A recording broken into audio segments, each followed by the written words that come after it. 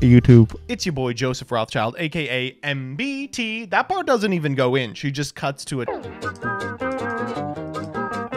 Today we're talking about something a little more tangentially related to Yu-Gi-Oh! So if you don't know, I am one half of the History of Yu-Gi-Oh! Team, a long-form series that delves into the complete competitive history of the card game.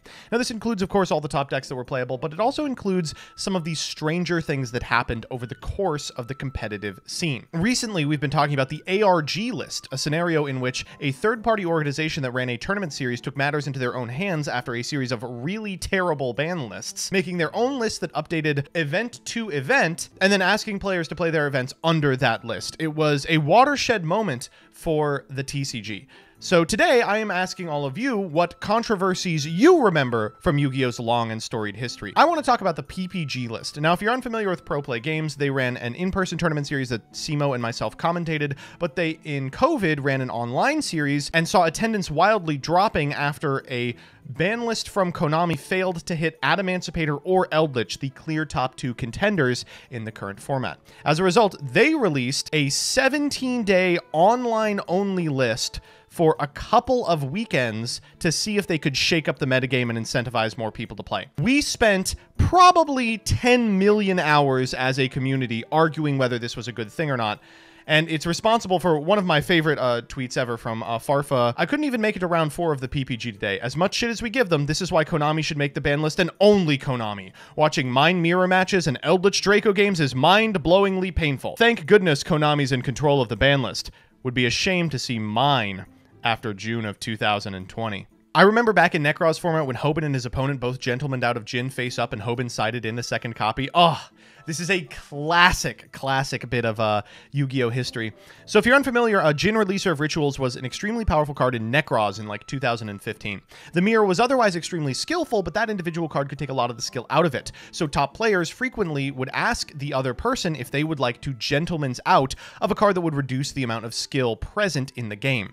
Patrick Hoban developed a angle shoot in which he would show a face-up copy of Djinn to his opponent, ask to board it out, and then sub in a second copy located in the side deck. He reveals in his book Road to the King that he never actually performed this cheat. It was all hypothetical, but some of his close friends did, so he won't be naming anyone who did it because he doesn't want them banned. It's not really all that controversial, but it's a war crime because it happened to me specifically. Why did they make any spell counter deck like Mythical Endymion the least ergonomic deck to play for no explicable reason a while back? You need so many counters now. So this refers to a very strange decision that was being made in the competitive scene, which was you weren't allowed for a short period of time to use die to indicate how many counters were on each individual card that could hold spell counters. Instead, each counter had to be represented by a singular piece of something. So if you had 14 counters on an Endymion, you would have to put 14 little things on it. Oh, you still aren't allowed to do that? Good for my Kasi ID that I don't play decks with Apo in them. Bosch released January 15th, 2016, and less than a month later, directly before the big YCS of the format in Atlanta, Konami released an adjusted list saying we're hitting cards, including one that just came out, at only premier events. This was ridiculous. I think it's one of like 2 emergency lists we ever had, but this one was extremely weird because it was optional. As you can see, it hits a lot of the cards that made Pepe extremely powerful after an unbelievable tournament performance, clear domination of the resultant metagame. I remember at the time, locals were kind of split as to whether they were going to follow it or not. Because it was voluntary, you didn't risk your OTS status by not abiding this list. But the ones that did, I remember had to print out this page from like Yugi organization and staple it to their card case in order to let people know what they could or could not play. The time that Jesse Cotton decimated a 10-year-old on Konami's official channel, this was an incredible game. So Jesse Cotton, who has just won a YCS on the back of YCS Costa Rica, was once the round 1 feature against a literal child. He played Danger Dark World FTK against a kid who I think was on like a pile of cards held together with a rubber band. The Nationals, where someone got a bad ruling, went outside, screamed at the top of his lungs, punched a hole in the drywall of both escalators, collapsed, someone ran by, stole his bags, then the cops came and took him away. John, you can just say you. Is he, can we see the hole? Oh my God, look at that hole! Look at the size of that thing! There's hole number 1. And there's a, whoa! Oh my God! I remember at the time there was massive outrage over every single new 2019 archetype being bad or underpowered. But looking back at it, these decks are all super interesting, low-powered, mid-rangey decks that just couldn't cut it in one of the highest-powered eras of Yu-Gi-Oh! Ever. Time Thief, Infinitrack, Witchcrafter, Evil Eye, Battle Wasp, Fortune Fairy, Marincest, Tenyi, Unchained, Dreamir, Mathmech, Generator, Dragon Maid. And it's really funny because Dragon Maid, Mathmech, Tenyi, Marincest, Infinitrack all have like tops, plural. If set rotation was real, this would be regarded as the best era of Yu-Gi-Oh! True. How to forget when Carlancho Store leaked almost all the list of Maximum Gold several months before the release, including banned cards like Rusty. People were like, it's obviously fake. It can't be that good. It looks more like a wish list. I remember the time when, after they got hit with a charge from Konami, Dueling Network did the cards without the pictures. This was so funny.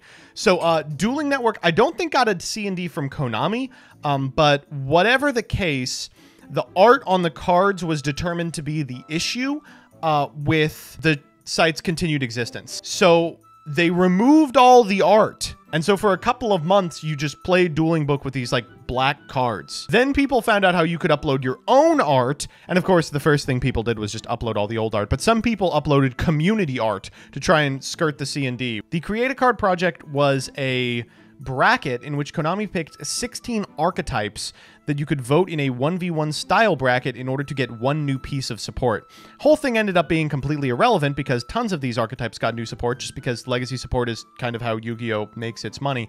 But the first time one YouTuber, who I will not name, purchased an unbelievable amount of bots to make Valkyrie beat Inzektor in the first round. After the first round, it became clear that there was botting going on, and Konami redid the entire thing only for Inzektor, the archetype wronged by Valkyrie, to win the entire thing. It was so funny. The plot armor for Firewall Dragon.